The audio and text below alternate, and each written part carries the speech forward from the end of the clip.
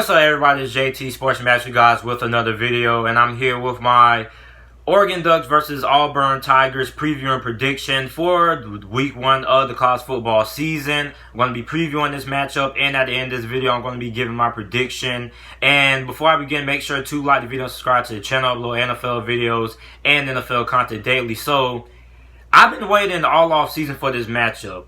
I'm very interested in this game for the simple fact that I'm really intrigued of how Oregon's offensive line is going to do against Auburn's defensive line. Now, me personally, I think Oregon has one of the best offensive lines in all of football, and Auburn has one of the best defensive lines in all of football. So this is going to be if you're a fan of trench play and you're a fan of looking to see what happens on the line of scrimmage, this is a game that you're going to love and enjoy. Now, the talk all off season has been how the Pac-12 has struggled against SEC opponents and whatnot. And the reason why the Pac-12 has had not so much success against the SEC the last couple of years is because they aren't really that good against the SEC when it comes to winning the line of scrimmage and in the trenches. In the trenches, the Pac-12 gets dominated up front. We've seen it when Washington played Auburn. Auburn literally had their way with Washington up front. A couple of years back when Washington played Alabama in the playoffs, kind of similar story that happened in that game as well. So the Pac-12 has struggled against the SEC because they failed to win up front. But this Oregon team, I think it's a different story because this Oregon offensive line has 4 out of 5 of their starters this season going into this year are redshirt seniors. So they have a lot of experience. These are offensive linemen that have developed for a couple of years. And they're very experienced and they're very good. A lot of these offensive linemen that's going to be starting in this Auburn game for Oregon, they're going to be getting drafted by the time the 2020 NFL draft comes around. And most of these guys are going to end up playing on Sundays. Now, Auburn's defensive line, they're just as good. I mean, they have a lot of returning guys on that defensive line. You got guys like defensive tackle Derek Brown, had 4.5 sacks last year. You got Nick Cole, he had 7 sacks last year. So it's a lot of talent on this Auburn defensive line. And they're going to have a lot of guys playing on Sundays on this defensive line as well. And they can really get after the quarterback, which is why I'm so interested in seeing this matchup. Now, another thing that we got to take into account is that Auburn is starting a new quarterback who doesn't really have that much experience. He's going to be getting his first start of his college football career. And I'm going to be interested in seeing if Oregon is going to be able to take advantage of that on the defensive side of the ball. Because a lot of people consider Oregon a top 10 team. I think Oregon is going to be a very good team, but I wouldn't consider them top 10 just yet, just because I want to see how good their defense is going to be this season, because in 2018, I don't think their defense was really that good. So I want to see how good their defense is going to be, and how can their defense make their new starting quarterback for Auburn uncomfortable. So that's going to be a big thing to watch. Then for Oregon, Justin Herbert, one of the best quarterbacks in the nation. He's projected to be one of the best quarterbacks going into the 2020 NFL Draft. This is a big game for him. He's going to have to show up against this Auburn defense. And Justin Herbert, I'm glad that he came back for his final year, because last year he had a very good first half of his 2018 season, and then the second half he got injured, and then his second half of the 2018 season wasn't really that good. So I'm glad that he came back, and this is going to be a big test for him against this talented Auburn front 7 defensive line. This Auburn defense is going to be really good. So this is going to be a big test for Justin Herbert. This is going to be a test that by the time the NFL draft rolls around next year, we're going to look back at this game and how he performed, and we're going to say, hey, is this guy worth being taken number 1 overall? Is he better than Tua, Jake Fromm? This is going to be that game that scouts look back on and watch the film on and see how good and where should they draft Justin Herbert and where they place him in the first round of next year's NFL draft. So this is a big game for Justin Herbert when it comes to determining his NFL draft stock for 2020, because I don't think he's going to end up facing more better defenses than what he's going to be facing this Saturday. And then when we look at this Oregon offense, now I'm really concerned. I have a little bit of questions when it comes to the receiving core. Jalen Reed, they lost Dylan Mitchell last season. He was their leading receiver, their best receiver. Now you got Jalen Reed, who was second in receiving yards behind Dylan Mitchell last year. He had 433 receiving yards and 5 touchdowns. Now, Oregon, I really like their group of halfbacks. Now, they have 2 halfbacks I'm really sold on. You got CJ Vidal. He had 1,048 rushing yards, which led the team. Averaged 5 yards per carry. He had 10 touchdowns.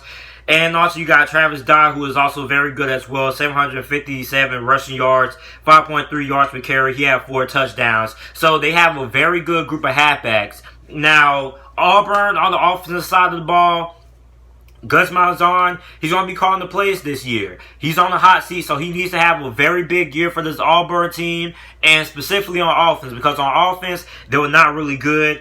You got Jatavius Whitlow, who I think might be their best player on their offense, had 787 rushing yards, 6 touchdowns. He also had a couple receiving touchdowns as well. And wide receivers, Anthony Schwartz and Seth Williams are probably the best receivers that they have on their team. So when we look at their stats from the 2018 season, comparing the Auburn offense versus the Oregon defense by the 2018 stats, Auburn was 78th in the country in total offense, was averaging 389.9 yards per game.